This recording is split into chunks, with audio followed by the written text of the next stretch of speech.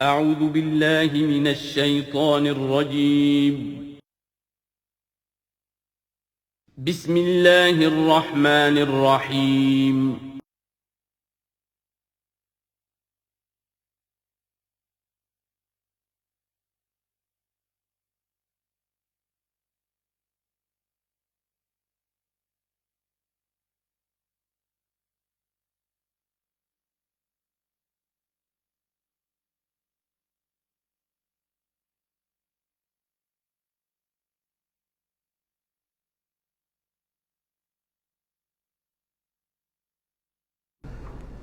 الحمدللہ وکفی والصلاة والسلام علی عبادہ الذین اصطفی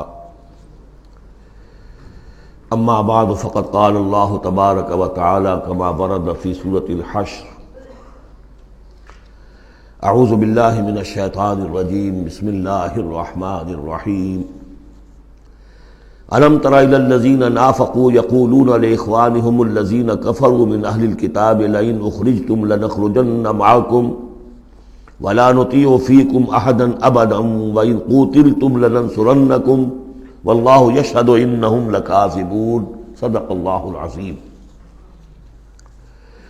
غزوہ بنی نذیر میں جو بھی رول اور کردار تھا یہود کا، پھر ان کا جو انجام ہوا، وہ سورہ حشر کی پہلے رکوع میں بیان ہو چکا ہے۔ ساتھ ہی یہ کہ ایک بہت اہم حکم جو ہے شریعت کا اموال فے کے بارے میں، وہ بھی پہلے رکوع میں ہم پڑھ چکے ہیں۔ اب اس موقع پر منافقین کا جو کردار سامنے آیا تھا دوسرے رکوع میں، اس کے بارے میں گفتگو ہو رہی ہے۔ الم تر الی الذین نافقوا، کیا تم نے دیکھا نہیں ان لوگوں کو کہ جو منافق ہیں، جن کے دلوں میں نفاق نے ڈیرے جما لیے ہیں۔ یقولون لاخوانہم الذین کفروا من اہل الکتاب، وہ کہتے رہے اپنے ان بھائیوں سے کہ جو اہل کتاب میں سے جنہوں نے کفر کیا تھا، ان کے بھائی تھے، دوست تھے، ان کے تعلقات تھے جو اہل کتاب میں سے تھے، اور وہ کفر پر اڑے رہے، ان سے انہوں نے کہا تھا یہ لئن اخرجتم لنخرجن معکم، دیکھو اگر تمہیں کبھی مدینے سے نکالا گیا ہم تمہارے ساتھ نکلیں گے۔ وہ دوستیاں جو ان کے درمیان حلیفانہ روابط تھے، اگر تمہیں کہیں نکالا جائے گا تو ہم بھی نکلیں گے۔ وَلَا نُطِيعُ فِيكُمْ أَحَدًا أَبَدًا، اور تمہارے معاملے میں کبھی بھی ہم کسی بھی شخص کی اطاعت نہیں کریں گے۔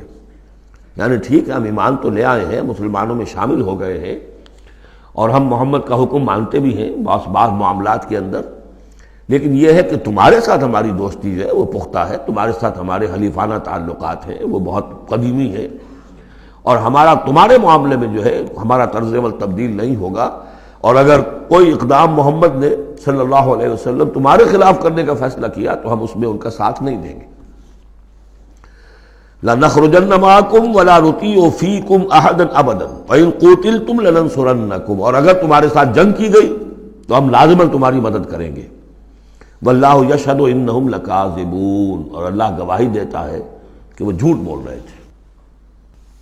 لَئِنْ أُخْرِجُوا لَا يَخْرُجُونَ مَعَهُمْ، اگر وہ نکالے جائیں گے وہ ان کے ساتھ نہیں نکلیں گے۔ وَلَئِنْ قُوتِلُوا لَا يَنصُرُونَهُمْ، اور اگر ان سے جنگ کی جائے گی تو وہ ان کی مدد نہیں کریں گے۔ وَلَئِنْ نَصَرُوهُمْ لَيُوَلُّنَّ الْأَدْبَارَ، اور اگر کہیں ان کی مدد کر بیٹھیں گے تو فوراً بھاگیں گے، پیچھے دکھا دیں گے۔ ثُمَّ لَا يُنصَرُونَ، اور پھر ان کی کہیں سے مدد نہیں ہو سکے گی۔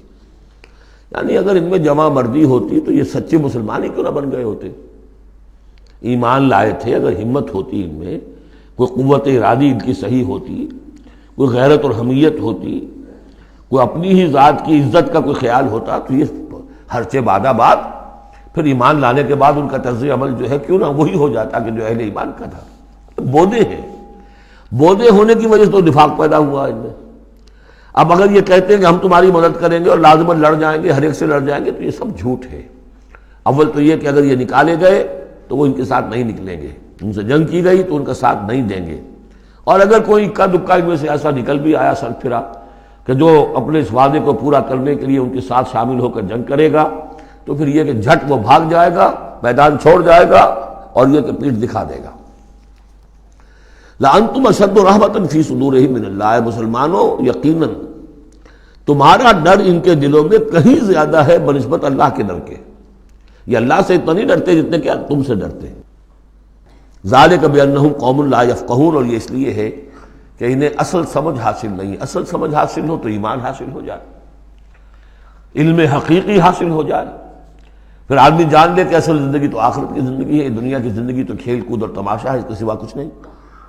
لا یقاتلونکم جمیعا، یہ کبھی بھی جنگ نہیں کریں گے تمہارے خلاف مل کر، الا فی قری محصنۃ، مگر یہ کہ کہیں ایسی بستیوں میں کہ جن کو پوری طرح فورٹیفائڈ ہو، جن کی کہ فصیلیں کھڑی ہو، مضبوط ہوں، ان کے اندر سے ہو کر جنگ کریں گے۔ او من ورائے جدر، یا دیواروں کے پیچھے سے۔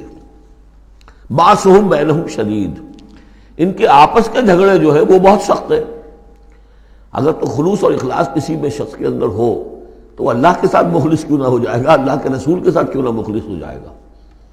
ظاہر بات ہے کہ بزدلی اور خود غرضی یہ دو چیزیں ہیں کہ جو در حقیقت ان کے مزاج کا جزو لا ینفک ہے، اور وہی تو اصل سبب ہے ان کے نفاق کا۔ تو یہ کسی اور کے ساتھ کیسے مخلص ہو جائیں گے؟ تحسبہم جمیعا وقلوبہم شتیٰ، تم سمجھتے ہو کہ یہ یکجا ہیں، اکٹھے ہیں، ان کا متحدہ محاذ ہے، جبکہ دل کے دل پھٹے ہوئے۔ ہمارے ہاں بھی سیاسی متحدہ محاذ، چاہے وہ نظام مصطفیٰ تحریک کا بنا تھا، اس کا بھی حال سب کو معلوم ہے کہ اس کے لیڈر جو ہیں علماء کرام ایک دوسرے کے پیچھے نمازیں نہیں پڑھتے تھے۔ متحدہ محاذ تھا وہ، اتحاد کیسا تھا؟ وہی بات۔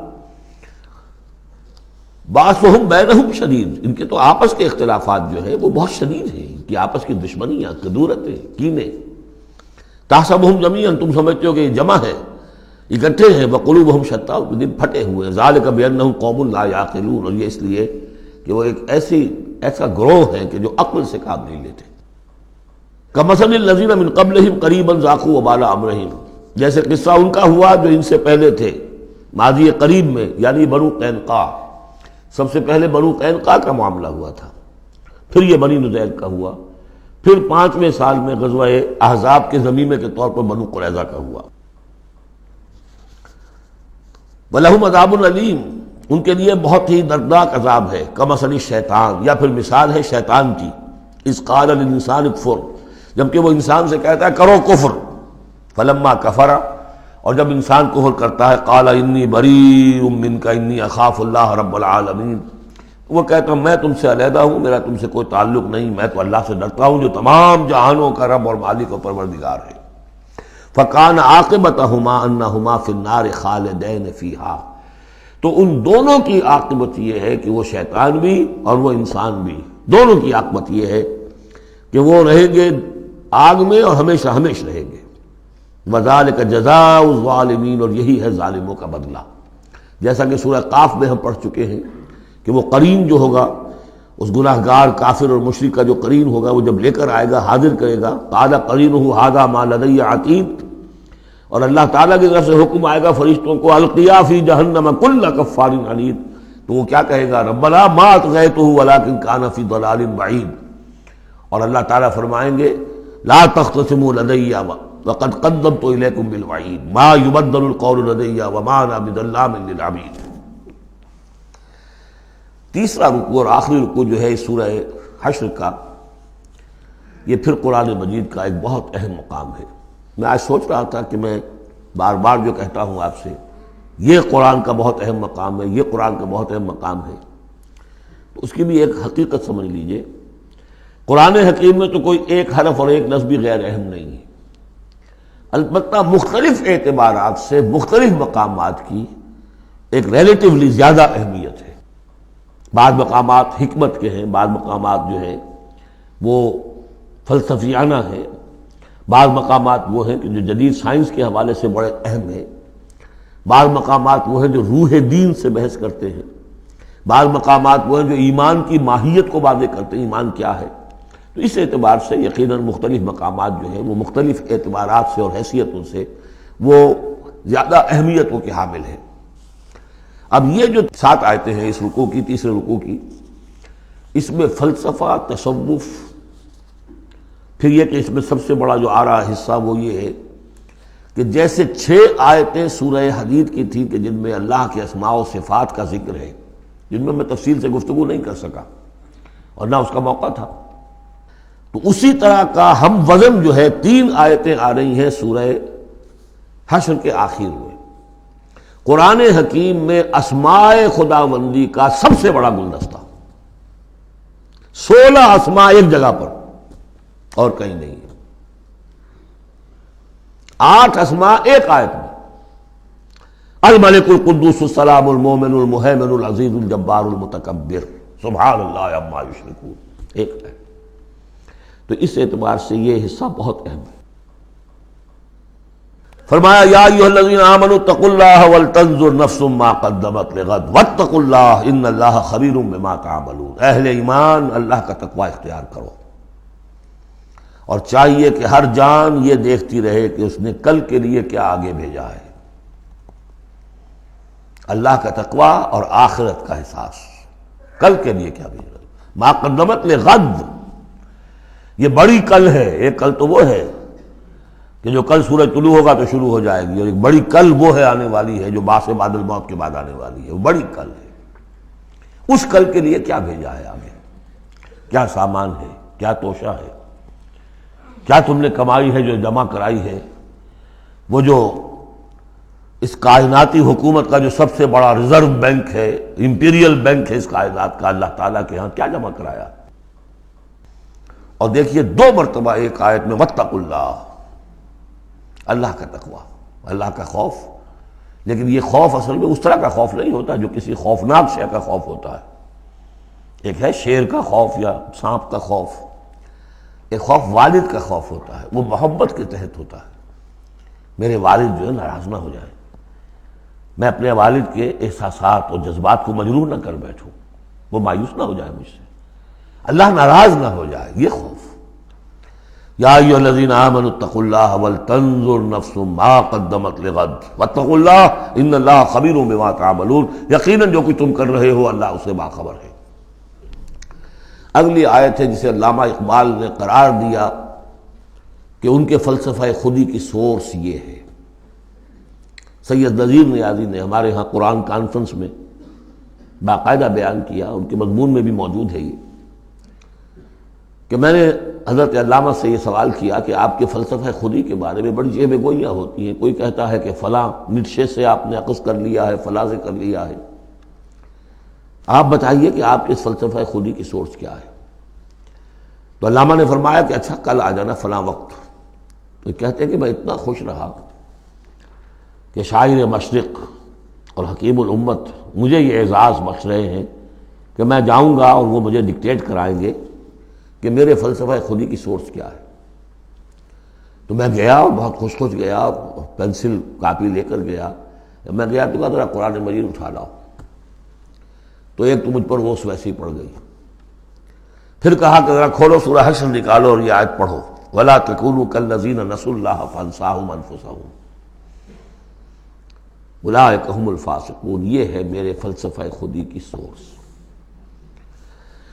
دیکھنا مسلمانوں، ان لوگوں کی طرح نہ ہو جانا جنہوں نے اللہ کو بھلا دیا، تو اللہ نے انہیں اپنے آپ سے غافل کر دیا۔ فَأَنسَاهُمْ أَنفُسَهُمْ، اس کے کیا معنی؟ کیا کوئی خدا سے غافل جو اپنے آپ کو بھول جاتا ہے؟ اپنے پیٹ کا خیال نہیں رہتا اس کو؟ اپنے جسم میں کوئی پھوڑا نکل آئے تو علاج نہیں کراتا؟ کس چیز سے غافل ہے؟ وہ اپنے جسم سے غافل نہیں، وہ اپنے حیوانی وجود سے غافل نہیں، اس کے تقاضوں سے غافل نہیں، اس کی اپ کیپ، اس کی مینٹیننس، اس کی ویئر اینڈ ٹیئر کو درست کرتے رہنا، کسی چیز سے غافل نہیں۔ معلوم ہوا کہ اس حیوانی وجود کے علاوہ کوئی حیثیت ہے انسان کی، اصل حقیقت جس کو انسان بھول جاتا۔ اور یہ ہم پڑھ چکے ہیں، سورہ مجادلہ کے اندر بھی الفاظ آئے تھے کہ شیطان نے انہیں اللہ کو بھلا دیا۔ فَأَنسَاهُمْ ذِكْرَ اللَّهِ، اسْتَحْوَذَ عَلَيْهِمُ الشَّيْطَانُ فَأَنسَاهُمْ ذِكْرَ اللَّهِ، شیطان نے ان پر قابو پا لیا ہے اور انہیں بھلا دیا ہے، اللہ کے ذکر سے غافل کر دیا ہے۔ تو جو لوگ اللہ کو بھلا دیتے ہیں وہ اپنے آپ سے، اپنی اصل حقیقت سے غافل ہو جاتے ہیں، وہ اپنے آپ کو کیا سمجھتے ہیں؟ حیوان۔ اور آج کا ہماری جو تہذیب کا جو مرکزی نقطہ ہے آج کا گلوبل سویلائزیشن کا، کہ انسان نرا حیوان ہے، اور اس میں سب سے بڑا پارٹ پلے کیا ہے ڈاروین کے نظریہ ارتقاء نے۔ حیوان جیسے اور حیوان ہے ویسا حیوان انسان ہے. اتنا ہی فرق ہے نا جتنا گھوڑا اور گدھا. گدھا ذرا کورس قسم کا ہے، ذرا گھٹیا رف قسم کا جانور ہے، اور ذرا گھوڑا فائن ہے، ریفائنڈ ہے، تمکنت والا. باقی بنیادی فرق کیا ہے گدھے میں اور گھوڑے میں؟ اسی طرح گوریلا اور شمپینزی اور انسان، کیا فرق ہے؟ اتنا ہی فرق ہے جتنا گدھے اور گھوڑے میں ہے، اتنا ہی گوریلا اور شمپینزی اور انسان میں ہے. کوئی فرق نہیں. وہی موٹیوز جو ان کے ہیں وہی موٹیوز ان کے ہیں، سارے وہی موٹیوز ہیں. سائیکالوجی ہے تو اسی پر چل رہی ہے. جو محرکات عمل ہیں انسان کے وہ وہی ہے جو حیوان کے، کوئی اور ہے ہی نہیں. یہ ہے اصل میں اس دور کا المیہ، اللہ کو بھول جانا اور اپنی اصل حقیقت یعنی روح. اللہ کو بھلاؤ گے تو تمہارے اندر جو ڈیوائن ایلیمنٹ اس نے پھونکا تھا اس سے غافل ہو جاؤ. اب کیا رہ گئے تم میرے حیوان؟ میں نے آپ کو اس سے پہلے بھی وہ اپنشد کا جملہ سنایا ہے. Man in his ignorance identifies himself with the material sheaths which encompass his real self. Real self تو میری انا ہے، میری خودی ہے. اور یہ انا خودی فلسفیانہ الفاظ ہے کس شے کے لیے؟ وہ جو روح ہے میرے اندر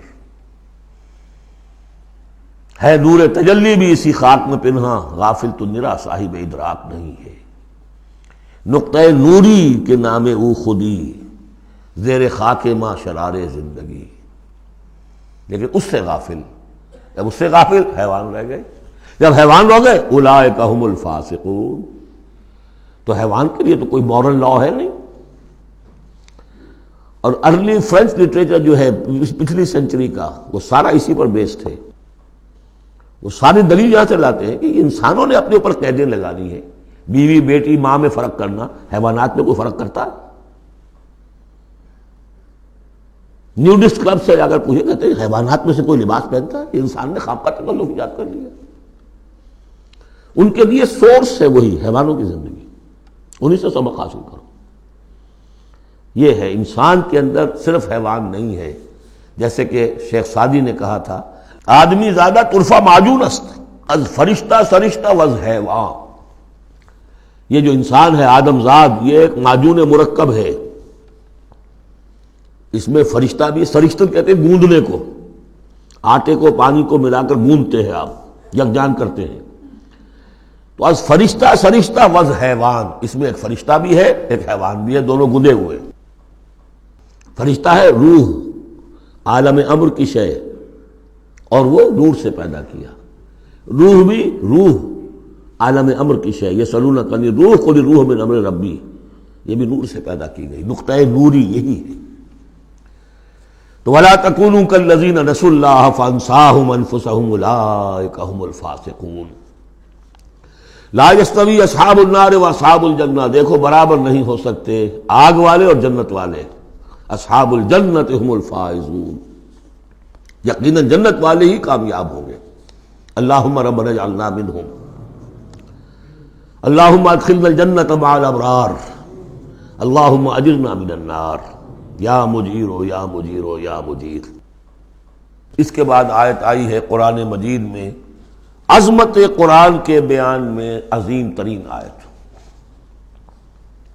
لو انزلنا هذا القرآن على جبل لرأيته خاشعا متصدعا من خشیۃ اللہ.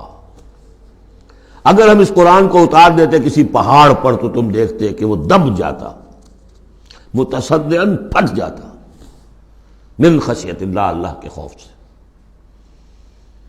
میں نے جو شروع میں تعارف قرآن پر جو گفتگو کی تھی اس میں اس کا حوالہ دیا تھا عظمت قرآن کے لیے.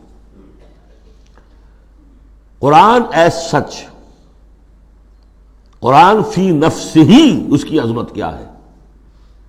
ایک ہے قرآن کی افادیت کیا ہے، دو چیزیں جدا ہیں. ایک فی نفسہ ہی وہ کیا ہے، اس کی عظمت کیا ہے. ایک یہ کہ اس کا فائدہ کیا ہے، افادیت کیا ہے.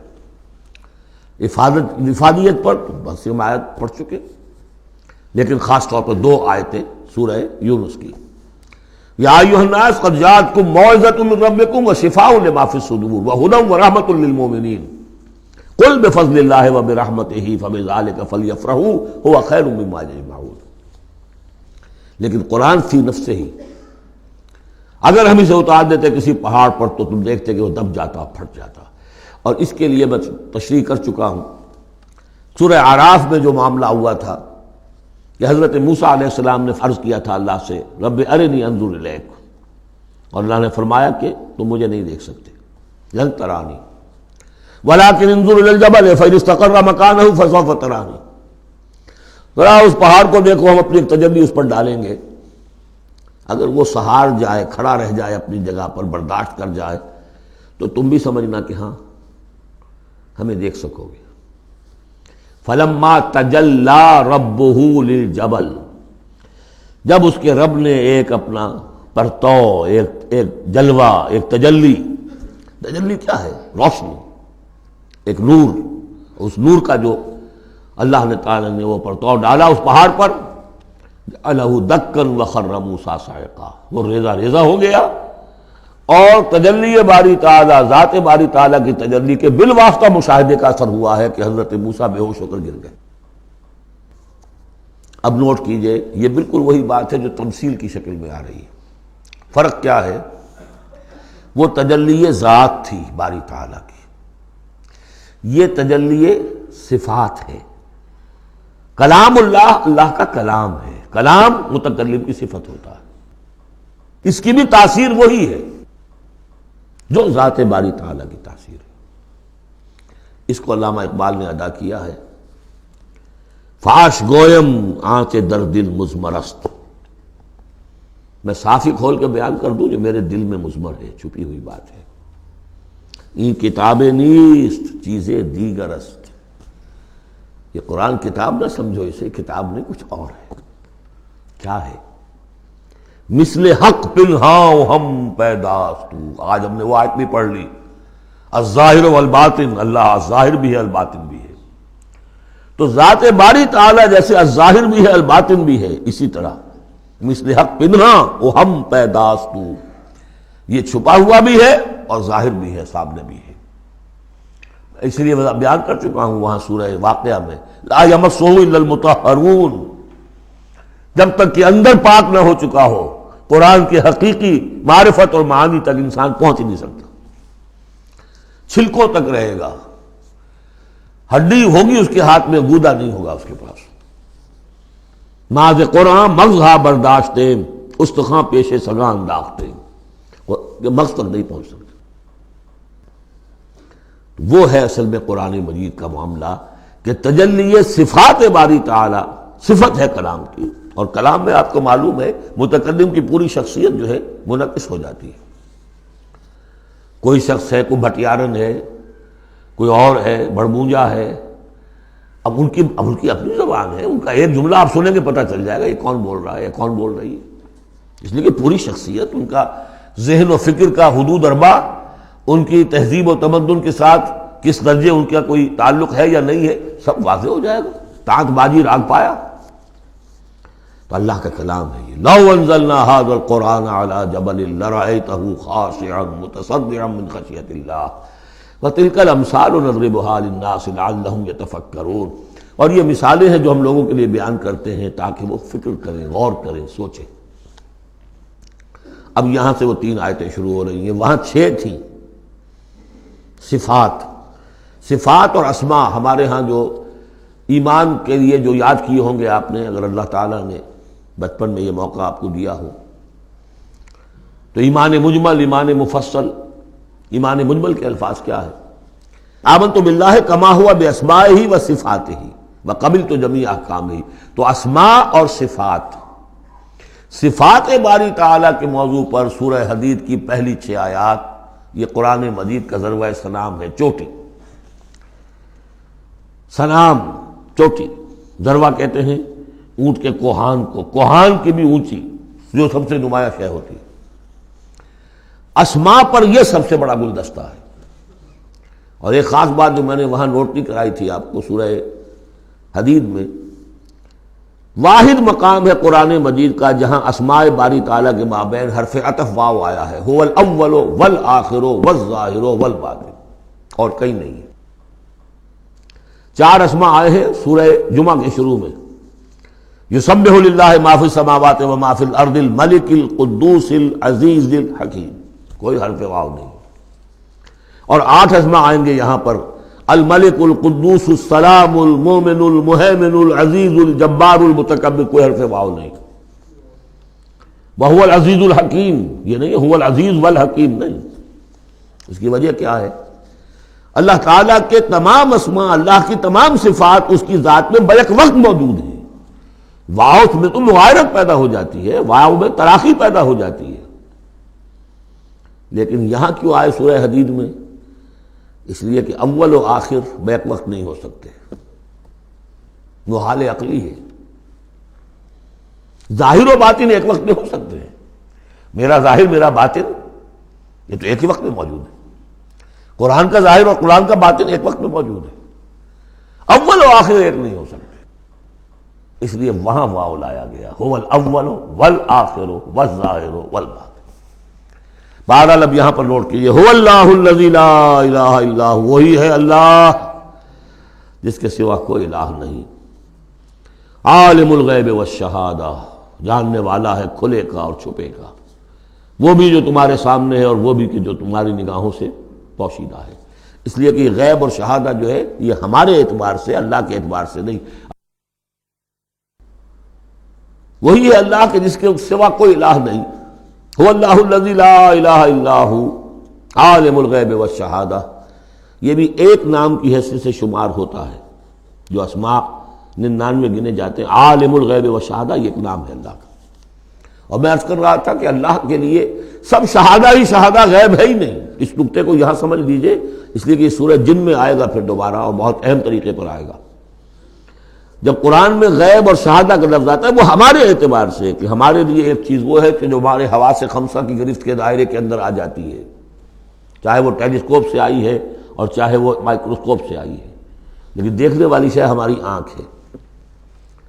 غیب وہ ہے جو ہم سے چھپا لیا گیا، جنت ہے، دوزخ ہے، آخرت ہے، فرشتے ہیں، خود سب سے بڑی ذات باری تعالی ہے، لیکن اللہ ہر شے کا جاننے والا ہے۔ هو الرحمن الرحیم، وہ رحمان ہے اور رحیم ہے، اس پر سورہ فاتحہ پڑھتے ہوئے میں نے وضاحت کی تھی۔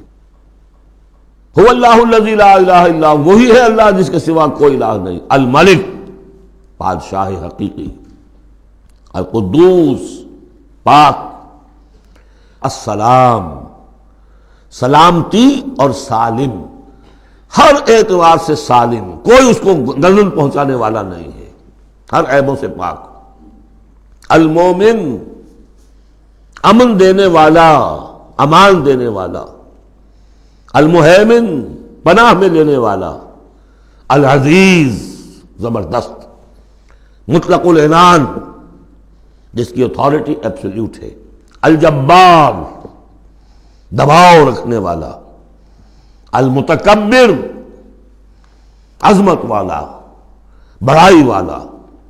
یہ 8 نام آئے ہیں، الملک، القدوس، السلام، المومن، المہیمن، العزیز، الجبار، المتکبر۔ سبحان اللہ عما یشرکون، اللہ پاک ہے ان تمام چیزوں سے جو یہ شرک کرتے ہیں۔ هو اللہ الخالق البارئ المصور، وہی ہے اللہ، اب 3 نام اور آگے، الخالق، الباری، المصور، ان میں خاص ربط ہے۔ خلق، اس میں سب سے پہلے اگر ہم اپنے اوپر قیاس کریں تو پہلے کوئی شے بنانے سے پہلے ذہن میں ایک نقشہ بنتا ہے۔ بڑھئی نے میز بنانی ہے، اس کے ذہن میں میز کا نقشہ پہلے بن چکا ہے، کرسی بنانی، کرسی کا نقشہ بن چکا ہے، یہ اس کی ذہنی تخلیق ہے۔ پھر وہ اسے ظاہر کرتا ہے عالم واقعہ میں، وہ لکڑی کی میز بنا کر اسے واقعہ نمایاں کر دیتا ہے، لے آتا ہے۔ پھر اس کی تصویر، فنیشنگ ٹچز، اس کو رنگ روغن، تو یہ تینوں مرحلے ایک ہی پروسیس کے ہیں۔ اللہ نے تخلیق فرمائی، پھر اس کو ظاہر کیا، عدم کے پردے سے نکال کر اور وجود کے پردے میں لے آیا۔ باری، برا کہتے ظاہر کرنے والا، من قبل ان نبرأہا، اس سے پہلے کہ ہم اسے ظاہر کریں۔ ما اصاب من مصیبت فی الارض ولا فی انفسکم الا فی کتاب من قبل ان نبرأہا، سورہ حدید میں آیت پڑھ چکے ہیں۔ وہی ہے الخالق، الباری، المصور، لہ الاسماء الحسنی، تمام اچھے نام اسی کے ہیں۔ یسبح لہ ما فی السماوات والارض، یہاں نوٹ کر لیجئے، یسبح لہ ما فی السماوات وما فی الارض نہیں ہے، یسبح لہ ما فی السماوات والارض۔ سورہ حدید کے شروع میں تھا سبح للہ ما فی السماوات والارض، سورہ حشر میں آیا سبح للہ ما فی السماوات وما فی الارض، یہاں یسبح للہ ما فی السماوات والارض، اور پھر 2 مرتبہ آئے گا یسبح للہ ما فی السماوات وما فی الارض، سورہ جمعہ کے شروع میں بھی، سورہ تغابن کے شروع میں بھی۔ وَهُوَ الْعَزِيزُ الْحَكِيمُ، دیکھیے اس سورہ مبارکہ کی خاص خصوصیت یہ ہے، شروع بھی ہوئی تسبیح کے ساتھ، اختتام بھی تسبیح کے ساتھ، شروع میں بھی العزیز الحکیم، زبردست حکمت والا، آخر میں بھی العزیز الحکیم۔ سورۃ الممتحنہ، بسم اللہ الرحمن الرحیم۔ سورہ ممتحنہ کا جو زمانہ نزول ہے معین کر لیجئے، یہ ان 2 رکوعوں کے ساتھ سمجھیے کہ جو سورہ توبہ میں ہم نے پڑھے، دوسرا اور تیسرا رکوع۔ فتح مکہ سے پہلے جو کچھ رد و قضا چل رہی تھی کہ نہیں کرنا چاہیے، کاہے کے لیے فوج کشی کر رہے ہیں، اور اس پر پھر جو اللہ تعالیٰ کی طرف سے جو تبصرہ آیا، منافقین تھے یا ضعفاء تھے، ان کے اعتراضات کے جواب دیے گئے، آخر مکے والے کتنے ہی برے صحیح، بہرحال وہ حرم کی خدمت کرتے ہیں، لہذا ان کا ایک نیکی کا مقام بھی ہے، وہ ساری دلیلیں ہم پڑھ چکے ہیں۔ سورہ توبہ رکوع 2 اور 3، یہ بھی 2 رکوع ہیں۔ اسی موقع پر ایک بہت مخلص مومن صحابی، ان سے ایک بہت بڑی غلطی ہو گئی۔ حضرت حاتب ابن ابی بلتع رضی اللہ تعالی عنہ، بدری ہیں، ان کے گھر والے، ان کا پورا کنبہ ابھی مکے میں تھا، اور ان کا کوئی وہاں پہ رشتہ دار ایسے نہیں تھے کہ جو ان کی حفاظت کر سکے۔ انہیں یہ اندیشہ ہوا کہ اگر واقعی اب جنگ ہو گئی اور اگر ہم جا رہے ہیں مکے پر چڑھائی کرنے کے لیے، تو پھر یہ ہے کہ مکے میں جو مشرکین ہیں، کفار ہیں، وہ میرے بچوں کو، میرے گھر والوں کو شدید نقصان پہنچا سکتے ہیں، لہذا میں ان کے ساتھ کوئی نیکی کروں تاکہ میرے اس احسان کو پیش نظر رکھ کر وہ میرے گھر والوں کا لحاظ کریں۔ انہوں نے ایک خط لکھا مکے والوں کے نام، اور اس میں گویا کہ وہ سیکریٹ جو ہے وہ لیک کر دیا کہ محمد اب تم پر چڑھائی کرنے والے ہیں صلی اللہ علیہ وسلم۔ یہ احسان دھرا۔ ایک عورت کو وہ خط دیا، اس عورت نے اس خط کو اپنی چٹیا میں باندھ لیا تاکہ تلاشی لی جائے تو کہیں سے نکلے نہ، اور وہ عورت وہ خط لے کر روانہ ہو گئی۔ ادھر حضور کو اللہ تعالیٰ نے وحی سے مطلع کر دیا۔ حضور نے بھیجا حضرت علی اور ان کے ساتھ ایک اور صاحب کہ جاؤ فلاں جگہ اس وقت وہ عورت ہوگی، تم جا کے اس کو وہاں ٹھہری ہوئی ہے راستے میں کسی منزل میں، اس کے پاس خط ہے، وہ لے کے آؤ۔ وہاں پہنچے، عورت موجود تھی، محمد رسول اللہ کی دی ہوئی خبر تو غلط نہیں ہو سکتی تھی۔ اس سے پوچھا، نہیں قتل نہیں۔ اس کی جو تلاشی ولاشی لی تو کہیں نہیں نکلے۔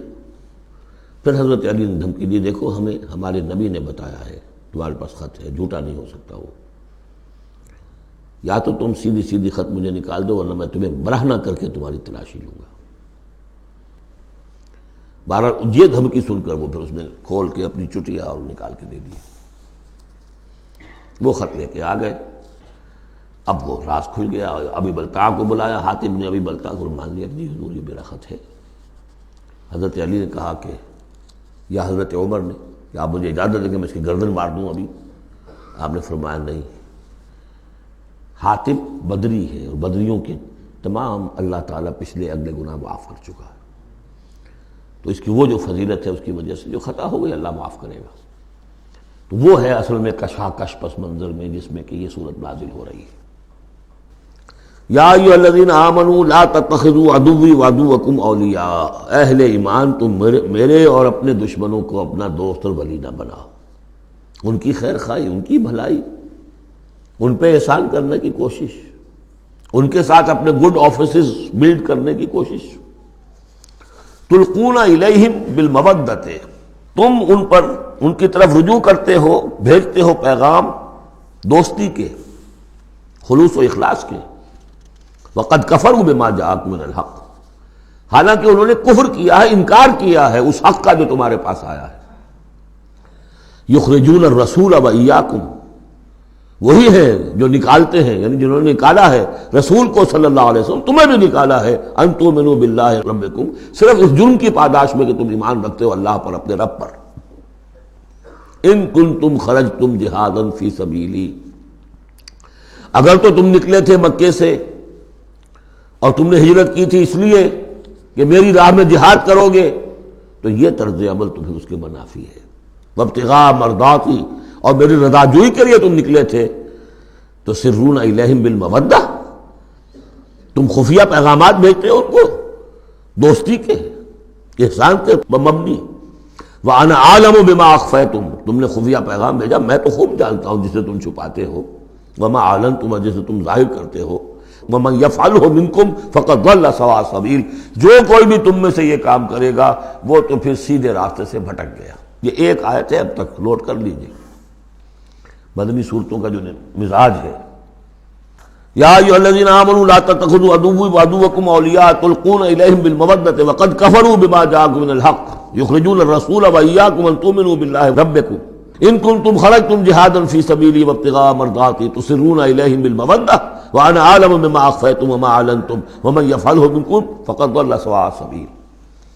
ان یثقفوکم یکونوا لکم اعداء، اگر وہ کہیں تمہیں پا لیں، یعنی تم ان کے ہاتھ لگ جاؤ، ہتھے چڑھ جاؤ، وہ تمہارے ساتھ دشمنی کریں گے۔ وَيَبْسُطُوا إِلَيْهِمْ أَيْدِيَهُمْ، اپنے ہاتھ بڑھائیں گے تمہاری طرف، وَأَلْسِنَتَهُمْ، اور اپنی زبانیں، بِالسُّوءِ، برے ارادے کے ساتھ تمہیں نقصان پہنچائیں گے، ان کی زبانیں بھی ان کے ہاتھ بھی۔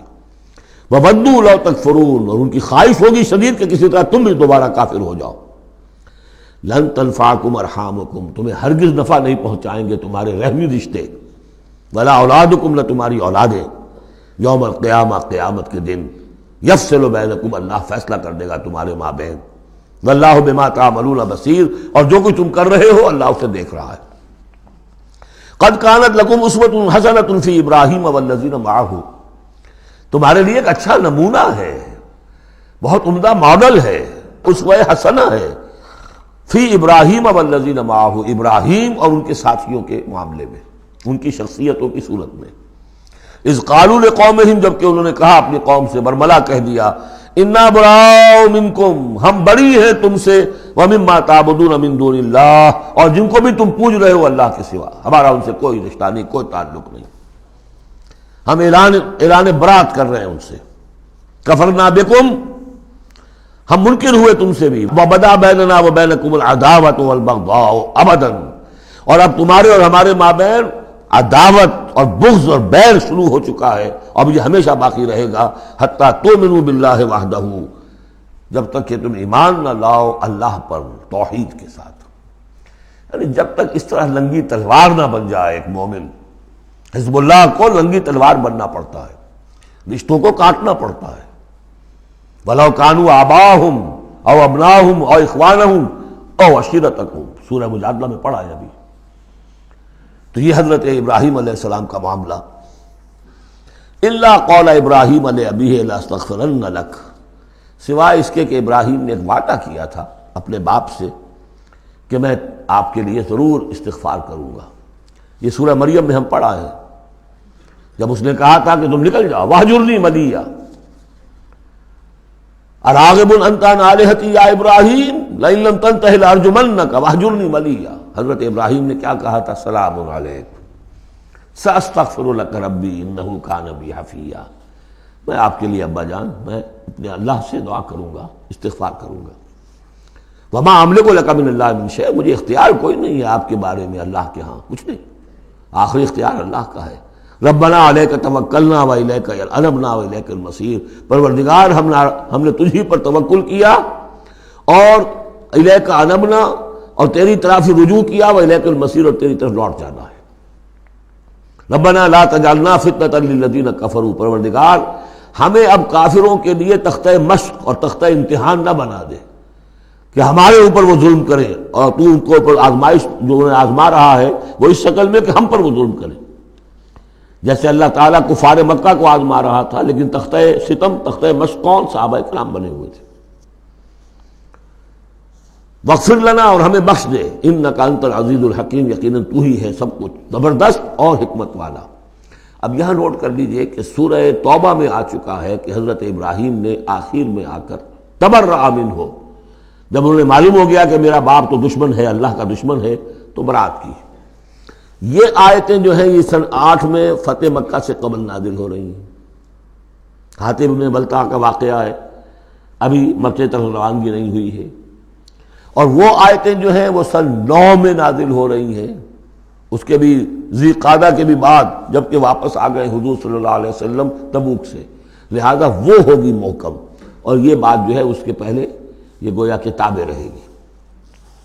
لقد کان لکم فیہم اسوۃ حسنۃ، تمہارے لیے یقیناً ان کی ذات میں، ان کے رویے میں، ان کے طرز عمل میں ایک اچھا نمونہ ہے، لمن کان یرجو اللہ والیوم الآخر، لیکن کس کے لیے؟ کہ جو اللہ کی بھی ملاقات کی امید رکھتے ہوں اور یوم آخر سے ڈرتے ہوں۔ بالکل یہی الفاظ وہاں آئے تھے، لقد کان لکم فی رسول اللہ اسوۃ حسنۃ لمن کان یرجو اللہ والیوم الآخر وذکر اللہ کثیرا، یہ سورہ احزاب میں ہم پڑھ چکے ہیں۔ حضور کی شخصیت، آپ کی سیرت اسوہ کاملہ ہے، لیکن فائدہ کون اٹھائیں گے؟ فائدہ صرف وہی اٹھا سکیں گے کہ جو اللہ پر بھی ایمان رکھتے ہوں، آخرت پر بھی ایمان رکھتے ہوں، اور کثرت کے ساتھ اللہ کا ذکر کرتے ہوں۔ اسی طریقے سے یہاں لقد کان لکم فیہم اسوۃ حسنۃ لمن کان یرجو اللہ والیوم الآخر ومن یتول فإن اللہ هو الغنی الحمید، اور جو منہ پھیر لے، پیٹھ موڑ لے، اللہ غنی ہے، حمید ہے، اللہ کو کسی کی پرواہ نہیں، کوئی احتیاج نہیں۔ اب آخری مسئلہ آ رہا ہے خاص طور پر بعض خواتین کا۔ ہوا یہ تھا کہ صلح حدیبیہ میں طے ہو گیا تھا، جو سن 6 میں ہوئی، کہ مکے سے اگر کوئی مسلمان بھاگ کر جائے گا مدینے تو آپ کو واپس کرنا ہوگا، اور مدینے سے اگر کوئی مسلمان مرتد ہو کر واپس آئے مکے تو ہم واپس نہیں کریں گے۔ یہ شرط تھی، اور شرط مان لی تھی حضور نے۔ اس کے بعد معاملہ پیش آ گیا چند خواتین کا۔ اب ظاہر بات ہے کہ اب خواتین جو ہے ان میں سے کوئی مدینے آ گئی، مطالبہ ہوا ان کا واپس کریں، جو مسلمان تھی ایمان لے آئی تھی۔ حضور نے فرمایا نہیں، وہ مردوں پر بحث تھی، ساری گفتگو جو ہوئی تھی وہ رجال سے متعلق تھی، نساء کی نہیں، لہذا ان کو واپس نہیں کیا جائے گا، اور نہیں کیا گیا۔ لیکن یہ کہ اب جو وہاں سے خواتین آ رہی ہیں، کہہ رہی ہیں کہ ہم تو صاحب ایمان ہیں، اس لیے ہم ہجرت کر کے مکے سے آ گئی ہیں یہاں۔ اندیشہ یہ تھا کہ ان میں کہیں جاسوس نہ آ رہے ہوں، مکے والے جو ہیں ان کے ذریعے سے کچھ اسکینڈلائز نہ کریں ہماری سوسائٹی کو، کچھ کہہ نہیں سکتے، لہذا ان کا معاملہ کیا کیا جائے۔ پھر یہ کہ ان کے شوہر تو وہاں ہیں، شادی تو وہاں ہوئی ہوئی ہے ان کی، تو آیا یہ اب یہاں مسلمانوں کے لیے حلال ہے اس درجے میں کہ وہ ان سے نکاح کر سکیں، یا وہ رشتہ برقرار رہے گا؟ کافر جو ہے ان کی بیویاں یہ مسلمان ہو گئی، یہ آ گئیں۔ تو یہ مسائل تھے خواتین کے کہ جن کو اس رکوع میں سورہ ممتحنہ کے اور آخر میں پھر خواتین کی بیعت کا تذکرہ ہے اس میں، اور یہ میں سمجھتا ہوں کہ اللہ تعالیٰ کی طرف سے کمپنسیشن ہوتی ہے۔ جیسا کہ میں نے بتایا تھا کہ باپ اور ماں میں فرق یہ رکھا گیا، قانونی طور پر باپ کا پلڑا بھاری ہے، باپ طلاق دے سکتا ہے ماں کو، ماں تو خلا ہی لے سکتی ہے، طلاق دے نہیں سکتی، اور اگر طلاق ہو جائے گی تو اولاد باپ کی شمار ہوگی، ماں کی نہیں، یہ قرآن کا قانون ہے۔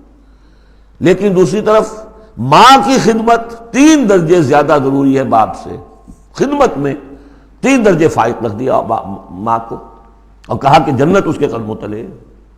تو کمپنسیشن ہوتی ہے، کسی ایک جگہ پر کمی ہے تو دوسری جگہ اس کو، اسی کا نام بیلنس ہے۔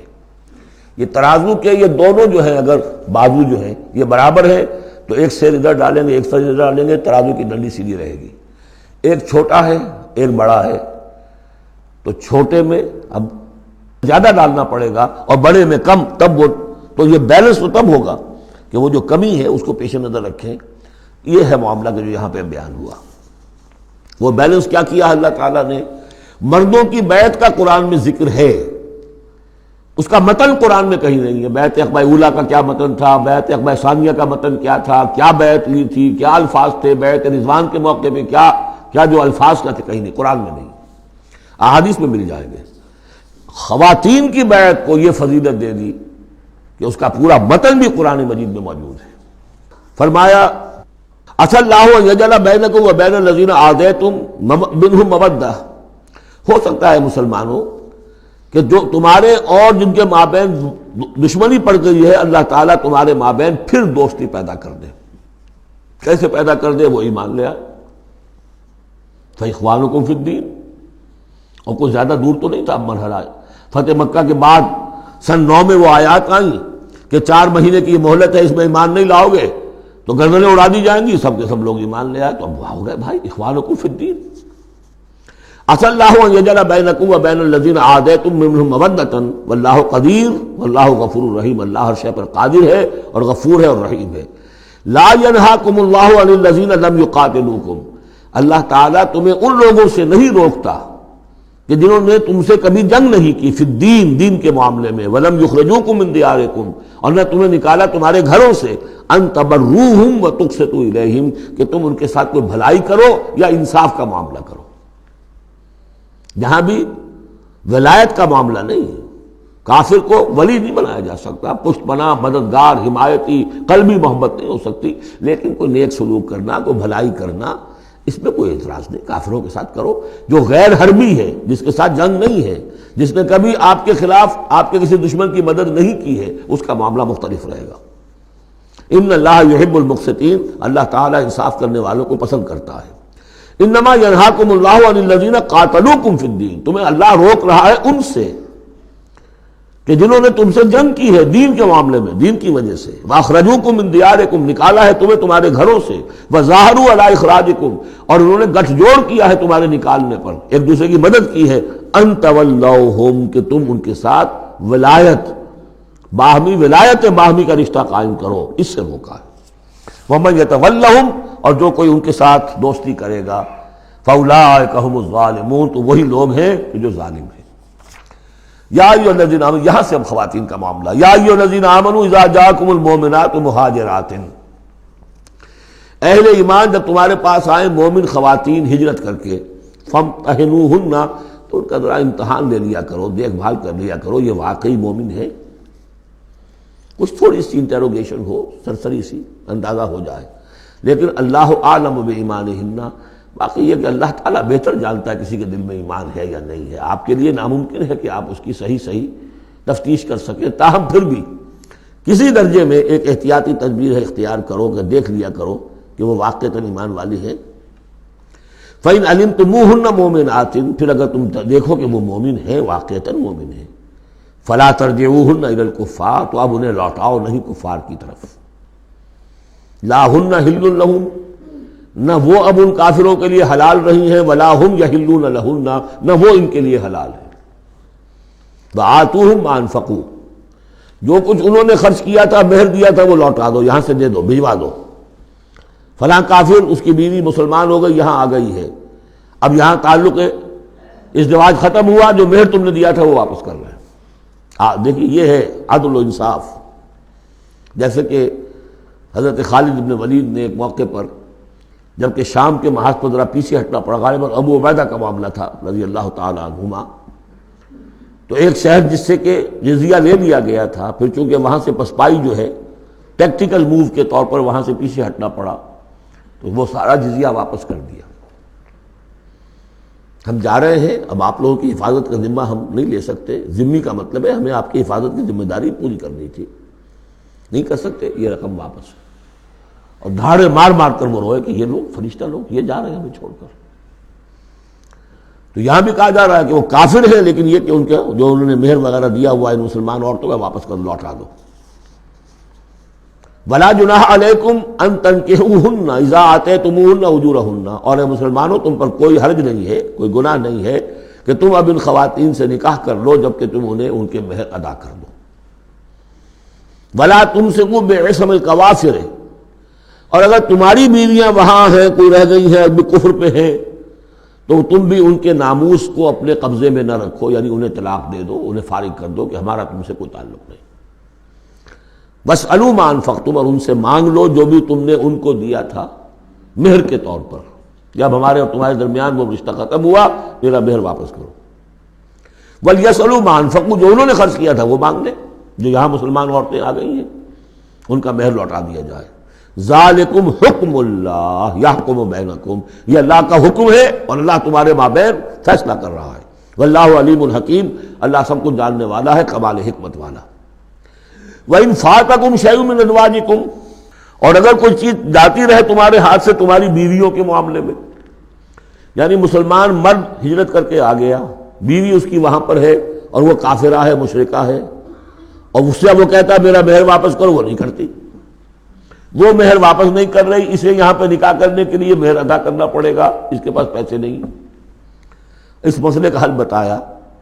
وَإِنْ فَاتَكُمْ شَيْءٌ مِّنْ أَزْوَاجِكُمْ، تمہارے کچھ لوگوں کی طرف سے اگر انہیں یہ نقصان پہنچ جائے کہ انہیں وہ مہر واپس نہ ملے، فَعَاقَبْتُمْ إِلَى الْكُفَّارِ، یہ کفار کے ہاں رہ گیا، وہ نہیں دے رہے تم مہر، فَعَاقَبْتُمْ، پھر اگر کہیں تمہارا ہاتھ پڑ جائے، کہیں کسی جگہ تمہیں فتح مل جائے، کہیں سے تمہیں مال غنیمت یا مال فہ ہاتھ آ جائے، فَآتُوا الَّذِينَ ذَهَبَتْ أَزْوَاجُهُمْ، تو ان لوگوں کو کچھ دے دلا دو کہ جن کی بیویاں جاتی رہیں اس کفر اور اسلام کی وجہ سے، رشتہ جو کٹ گیا ہے، تاکہ اب وہ اپنی اس رقم سے جو انہیں دی جا رہی ہے وہ یہاں نکاح کر سکیں، اور جو خواتین وہاں سے آ رہی ہیں جن کا کہ حکم دے دیا گیا کہ یہاں سے ان کے مہر واپس کر دو، تو اب ان سے وہ نکاح کریں گے تو مہر دیں گے تو تب ہوگا نا۔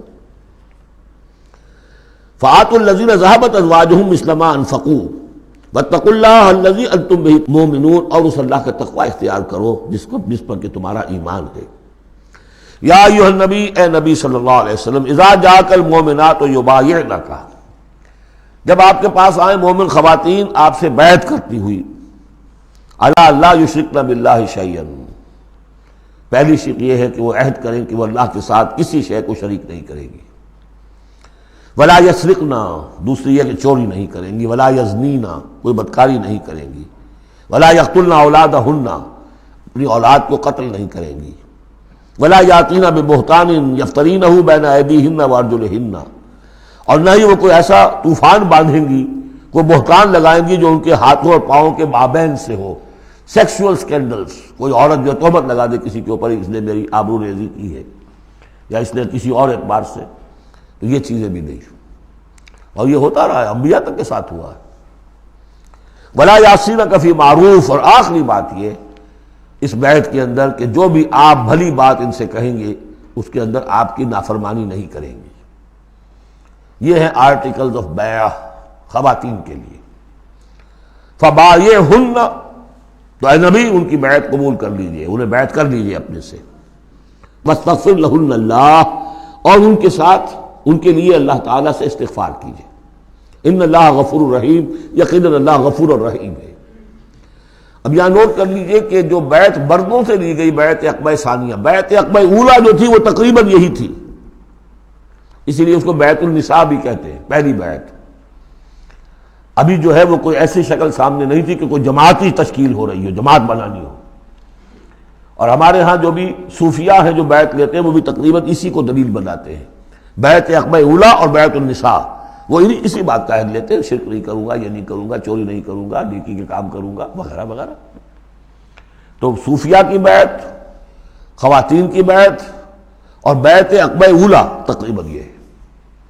لیکن وہ بیعت جس سے کہ جماعتی زندگی وجود میں آئی وہ بیعت عقبہ ثانیہ ہے۔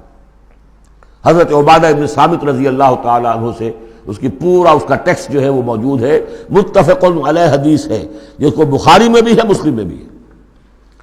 بایعنا رسول اللہ صلی اللہ علیہ وسلم، وہ فرماتے ہم نے بیعت کی تھی اللہ کے رسول سے صلی اللہ علیہ وسلم، علی السمع والطاعۃ، آپ کا ہر حکم سنیں گے، اطاعت کریں گے، فی العسر، تنگی اور مشکل میں بھی، والیسر، اور آسانی میں بھی، والمنشط، اس حالت میں بھی کہ ہماری طبیعتوں میں انشراح ہو کہ ہاں یہ کام واقعتاً بہت مفید ہے، صحیح ہے، والمکرہ، اور اس حالت میں بھی کہ ہمیں اپنی طبیعتوں پر جبر کرنا پڑے، ہمیں اس فیصلے کے ساتھ اتفاق نہ ہو، وعلی اثرۃ علینا، اور اس کے باوجود کہ دوسروں کو ہم پر ترجیح دے دی جائے۔ ترجیح دے دی جائے کس بات میں؟ آپ امیر بنا رہے ہیں فلاں شخص کو، یہ تو ابھی نووارد ہے، ابھی آیا ہے، ابھی شامل ہوا ہم میں، اور ہم پرانے آپ کے ساتھی ہیں، نہیں، پریروگیٹو ہے یہ آپ کا، جس کو چاہیں امیر بنائیں۔ وعلی اللہ نضال الامر اہلہ، جنہیں آپ ذمہ دار بنائیں گے ان سے ہم جھگڑیں گے نہیں، ان سے لڑیں گے نہیں، ان کی اطاعت کریں گے۔ من اطاعنی فقد اطاع اللہ ومن عصانی فقد عصی اللہ ومن اطاع امیری فقد اطاعنی ومن عصی امیری فقد عصانی۔ وعلی نقول بالحق اینما کنا، آخری شق یہ کہ ہم حق بات ضرور کہیں گے جہاں کہیں بھی ہوں گے.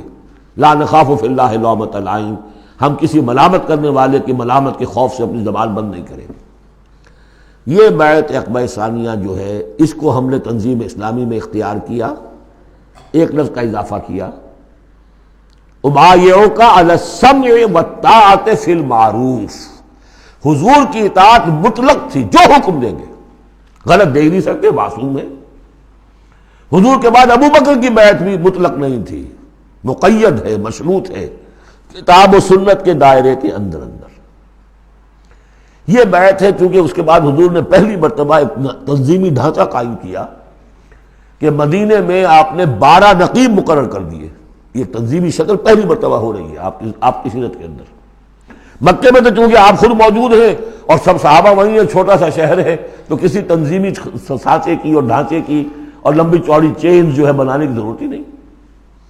اب مدینہ دور ہے، وہاں کے کچھ لوگ 9 خزرج میں سے اور 3 اوس میں سے آپ نے نقیب بنائے، اب ان کی ذمہ داری بنی. اس طرح جماعتی تنظیم جو بنی ہے وہ اس بیعت پر بنی ہے. البتہ چونکہ خواتین کا معاملہ یہ ہے کہ جماعتی جدوجہد جو آگے چلنی ہے اس میں جہاد اور قتال کے جو مراحل آنے ہیں اس میں خواتین کا حصہ بالواسطہ ہے، بلا واسطہ نہیں ہے، ڈائریکٹ نہیں ہے. وہ بیعت ان سے نہیں دی گئی بلکہ یہی بیعت لی گئی ہے کہ اس کے اندر یہ افعال ہیں، یہ نہیں کریں گے. اور یہ کہ ہاں جو امیر ہیں حضور صلی اللہ علیہ وسلم جو بھی حکم دیں گے، جو بھلائی کا حکم ہوگا اس میں ان کی نافرمانی نہیں کریں گے. اس کو ہم نے تنظیم میں خواتین کی بیعت کے لیے بعین ہی یہی الفاظ اختیار کیے. اور واقعہ یہ کہ اس کا بہت ایک اہم پہلو یہ ہے کہ چاہے خواتین کو وہ دوسرے کام نہیں کرنے جو مردوں والے ہیں، جنگ میں جانا ہے یا کوئی اور مسئلہ ہے، لیکن ایک سینس آف بلانگنگ ہو جاتی ہے کہ ایک گروہ کے ساتھ ہونا. کونوا مع الصادقین، کوئی ہے جس کے ساتھ آپ نے اپنے آپ کو آئیڈینٹیفائی کیا، جماعتی زندگی ہے اور اس کے تحت ایک کام ہو رہا ہے. اس کی برکتیں جو ہیں جو آپ نے فرمایا گیا، جو حضور نے فرمایا، یہ حضرت عمر کا قول ہے، اثر ہے، لا اسلام الا بالجماعہ ولا جماعہ الا بالامارہ ولا امارہ الا بالسماع ولا سماع الا بالطاعہ. کوئی اسلام نہیں ہے بغیر جماعت کے، کوئی جماعت نہیں بغیر عمارت کے، کوئی عمارت نہیں بغیر حکم سننے کے، اور سننے کا کوئی فائدہ نہیں ہے تک مانا نہ جائے. حضور نے فرمایا علیکم بالجماعہ ید اللہ علی الجماعہ، تم پر لازم ہے کہ جماعت کی شکل میں رہو، اور اللہ کی مدد اور تائید جماعت کے ساتھ ہوتی ہے. اور اس جماعت سازی کے لیے جو مسنون اور منسوس اور معصور بنیاد ہے وہ ہے بیعت، جس کو ہم نے چھوڑ دیا. دوسرے طریقے جو ہے جماعت سازی کے، دستور ہو، دستور کے مطابق پھر قوانین ہو، بائی لاء ہو، یہ بھی حرام نہیں ہے، یہ بھی مباح ہے. لیکن مباح ہونا اور بات ہے، اور منسوس ہونا، مسنون ہونا، معصور ہونا یہ بالکل اور بات ہے. زمین و آسمان کا فرق ہے. بہرحال ہم نے تنظیم اسلامی میں اس بیعت ہی کے نظام کو اختیار کیا. اللہ کا شکر ہے کہ جو ایک انسٹیٹیوشن اسلام کا بالکل ختم ہو گیا تھا، ڈیڈ، متروک، ہم نے اسے زندہ کیا ہے. آخری آیت ہے، یا ایھا الذین آمنوا لا تتولوا قوما غضب اللہ علیہم. اہل ایمان ان لوگوں کے ساتھ دوستی نہ کرو جن پر اللہ کا غضب ہے. جہاں سے یہ صورت شروع ہوئی تھی اختتام پر پھر وہی بات آ گئی. قد یئسوا من الآخرہ، یہ آخرت سے مایوس ہو چکے ہیں. کما یئس الکفار من اصحاب القبور، جیسے کہ کفار مایوس ہو چکے ہیں اصحاب قبور میں سے. اس کے 2 معنی دیے گئے ہیں. جیسے کفار جو قبر میں ہیں ان پر تو حقیقت واضح ہو چکی ہے نا، عالم برزخ میں جب پہنچ گئے تو انہیں معلوم ہے، اب حقائق منکشف ہو گئے، جیسے وہ مایوس ہو گئے ہیں کہ ان کے لیے اب کوئی راستہ نہیں، اللہ کے عذاب سے بچنے کی کوئی شکل نہیں. یا یہ کہ جیسے یہ کفار مایوس ہو گئے ہیں کہ جو قبر میں چلا گیا اس کا کوئی بعد سے بعد الموت نہیں ہے، اس کو دوبارہ اٹھا جانا نہیں ہے. دونوں امکانات، دونوں ترجمے کیے گئے ہیں. تو تم ان لوگوں کی طرح نہ ہو جاؤ جو مایوس ہو چکے ہیں یہ لوگ اللہ کی رحمت سے. یہ لوگ جو ہیں، یہ جو یہودی ہیں، اور ان کے ساتھ تمہاری دوستی درست نہیں ہے. بارک اللہ لی ولکم فی القرآن العظیم ونفعنی وإیاکم بالآیات وذکر الحکیم.